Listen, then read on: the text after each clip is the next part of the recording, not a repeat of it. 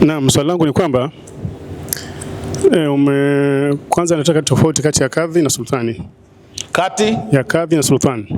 Kadhi na sultani. Sasa swali langu linakuja hapa kwamba umesema kwamba ikiwa binti anataka kuolewa, wali wake amemkataza kwa sababu za msingi au si za msingi, akaenda kwa kadhi, kadhi akatoa hukumu baada ya kuona sababu si za msingi, akasema kwamba huyu inabidi aolewe. Sasa ukasema kwamba pale kadhi atamuozesha.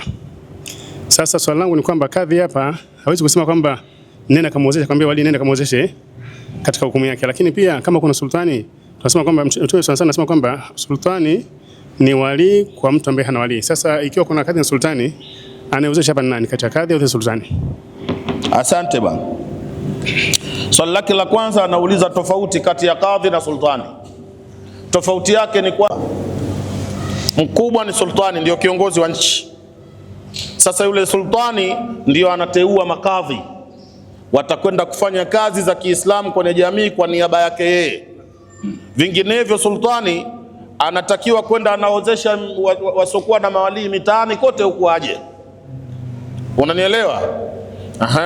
Sasa kadhi ni zao la sultani. Sultani ndo anatoa makadhi, maana sultani ni mkuu wa nchi. Ikhtisaran shadida, kadhi anakuwa chini ya sultani. Sultani ni mkubwa kwa mamlaka, kadhi ndo yuko chini yake. Nitakupa mfano. Zanzibar pale kadhi anateuliwa na rais, kadhi mkuu, na anaapishwa na rais, kadhi mkuu, au sio?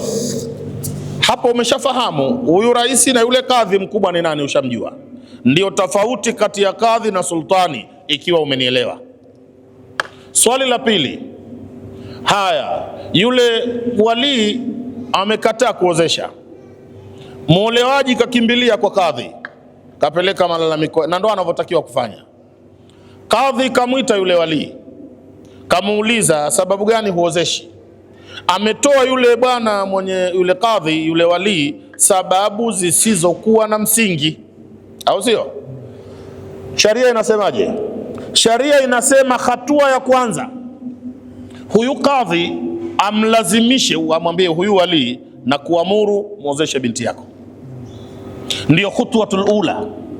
Kadhi atamwambia wali na kuamuru mimi, na kama tunavyojua hukmul kadhi nafidh, hukumu ya kadhi lazima itekelezwe, kwa sababu kadhi ndo anamwakilisha Mungu pale na bwana mtume, hakuna muda wa kupinga.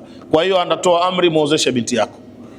Akiendelea kukaidi, anapinga hukumu ya kadhi, mambo mawili mpaka matatu yatafanyika. La kwanza, kadhi anaweza akaozesha, muda wake umefika sasa, muda wa kufanya kazi kadhi sasa umefika, ataozesha kadhi na hakuna atakayemziwia. Lasi, na baada ya kuozesha kadhi anaweza kukuadhibu. Walipopinga hukumu yake, ana mamlaka ya kukuadhibu, na adhabu yenyewe inaitwa ta'ziru. Inaitwaje? Ta'ziri. Ta'ziri ni kukuadhiri, ni kukufanyia jambo lisilolingana na heshima yako. Anaweza kadhi kukuadhibu. Si unanielewa bwana? Kadhi haozeshi tu, kadhi atasikiliza da'wa. Akiona sababu za yule binti za kuolewa zina msingi, wewe wali ndio huna sababu za msingi, kadhi atakuamrisha umuozeshe binti yako, na ndio mahala pa kuanzia. Ukikaidi, kadhi atamuozesha yule binti, au kama kuna wali mwingine wa mbali. Sharia inasemaje? Idha ta'assaratil walayatu lilwaliyi al-aqrabi fa innaha tantaqilu min waliyi al-aqrabi ila waliyi al-abadi. Sheria inasema ule wali ukileta tabu, ukawa na uzito kwa wali wa karibu, utahama ule wali kutoka kwa wali wa karibu kuhamia kwa wali wa mbali.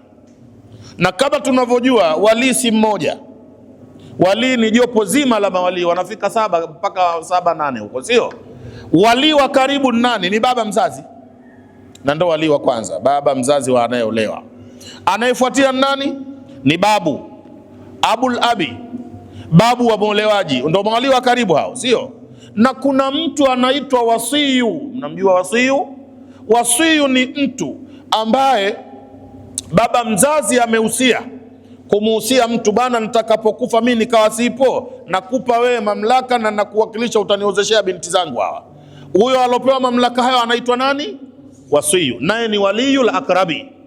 Sasa hawa wakionekana wana matatizo ya kufikishana kwa kadhi na hawana sababu za msingi, kadhi atauhamisha uwalii kwa walii wa mbali. Anaweza akamwita kaka wa muolewaji, njoo muozeshe dada yako. Anaweza akamwita ammi wa muolewaji, muozeshe dada ndugu mwanao, au ibnu ammi wa muolewaji. Hivyo hawapo, bado kuna mzozo na wanagoma, kadhi ataozesha na ndoa imeswihi. Wallahu a'lam.